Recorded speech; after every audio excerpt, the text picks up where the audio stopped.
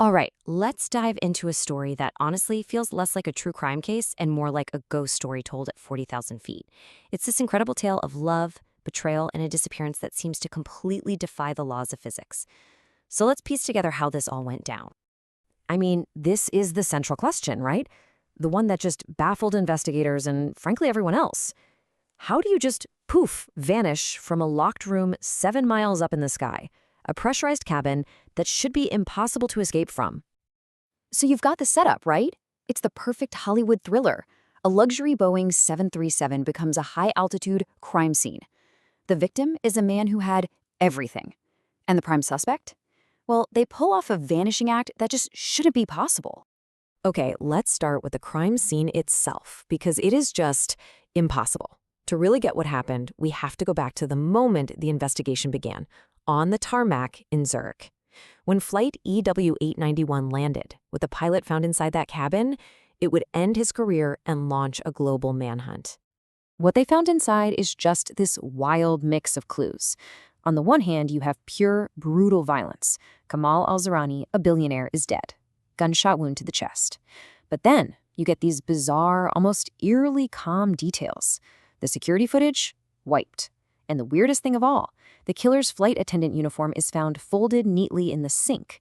It's like a scene of absolute chaos and meticulous, chilling control all at once. So, how did we even get here? To understand the murder, you gotta rewind and look at the two people at the absolute center of this storm. Their worlds were on a collision course for sure, but only one of them really knew the deadly rules of the game they were playing. And when you put these two people side by side, you see right away, this is not a level playing field. You've got Avery Cole, 25 years old, from the Phoenix suburbs, full of dreams. And on the other side, Kamal Alzarani, 52, a Dubai billionaire who didn't just build an empire, he studied people. He kept psychological files on them. And in his private notes, right next to Avery's name, he wrote two words that will just send a shiver down your spine. Perfect target. So you can probably guess where this is going. This whole power dynamic, it slides right into an affair. But what Avery saw as this incredible whirlwind romance was, for Kamal, a carefully planned strategy. It was all about seduction and control, and he turned his private jet into her beautiful, gilded cage. And this wasn't some whirlwind romance, you know? It was a strategy built one flight at a time. It kicks off in Milan with that chilling note. Then, on a flight to Paris, he tests her boundaries with a dinner invite. She says no, so he backs off. A brilliant move, right? Builds trust. By the time they happen to meet in London, she says yes to a date. And that fourth flight to Rome, well, that was it. The affair began. And this right here, this quote from their very first flight, it tells you everything you need to know. It sounds so romantic, doesn't it? A promise of adventure. But what it really was a statement of intent. He wasn't offering to show her the world. He was telling her that he was about to become her entire world, on his terms. And the way he really locked down his control, it was through the gifts. The penthouse suite wasn't just luxury, it was isolation. The encrypted phone wasn't for privacy, it was for secrecy. But then you look closer. The beautiful Cartier watch, it had a GPS tracker. That stunning Hermes purse, a hidden microphone inside.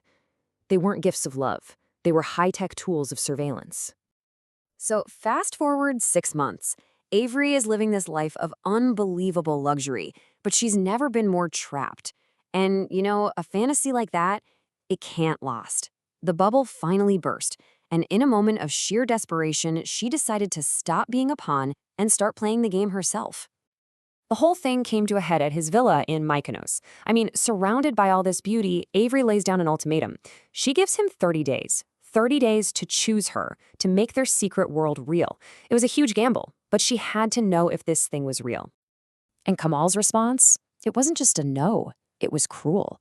He basically just pulled the rug out from under her entire reality. With those words, he wasn't just ending it, he was reminding her of her place, a fun distraction, an escape, but never, ever his equal. He told her the whole thing was just a game. But here's the thing. Avery wasn't just some naive girl anymore. She wasn't just heartbroken. She was ready. She revealed her insurance policy. Turns out, for months, she'd been collecting evidence of his dirtiest secrets, using his own tools of control, those phones and private jets, against him. Suddenly, she wasn't just his mistress. She was a threat to his entire empire. And That brings us right back to where we started. That final, fateful flight to Zurich. With Avery's blackmail now on the table, the pressurized cabin of that private jet became a ticking time bomb just waiting to go off. What's incredible is that even at this point, with everything on the line, she makes one last plea. And it's not about the money. It's not about power. She basically says, just tell me it was real. Tell me I wasn't crazy, and I'll delete everything and walk away. All she wanted was for it to have meant something. And his answer, wow. It was the coldest thing he could have possibly said. He admitted it. He loved the idea of her, the fantasy, but he would never, ever risk his real life for that fantasy. And in that moment, he basically signed his own death warrant. And that was it. Things just exploded. A struggle for the phone, the one with all his secrets. He rips open a briefcase in a rage. There's an antique pistol. And at 3:47 in the morning, a single shot rings out in the cabin.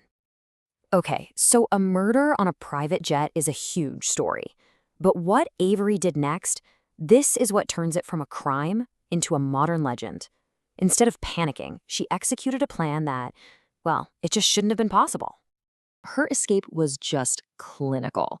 She knew that aircraft inside and out. She gets an emergency parachute kit. And then comes the part that aviation experts still can't figure out, opening a cabin door against thousands of pounds of air pressure. How did she do it? We still don't know.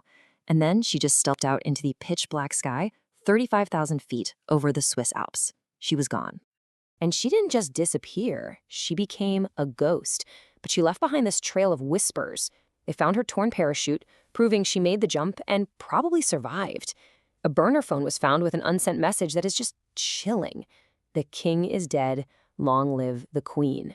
Then investigators find a crypto account with over $2 million in it. People say they see her in the Balkans, but she's never been caught. And that blackmail material? It's never been released. It's just hanging out there, a digital sword over the heads of some very powerful people. So what are we left with? What's the real story here? Was this a cold, calculated murder followed by the most brilliant getaway in history? Or was it a desperate act of self-defense followed by the ultimate escape to freedom? Was Avery Cole a cold-blooded killer or a victim who finally fought back? The truth, just like Avery herself, is still out there, lost somewhere in the clouds.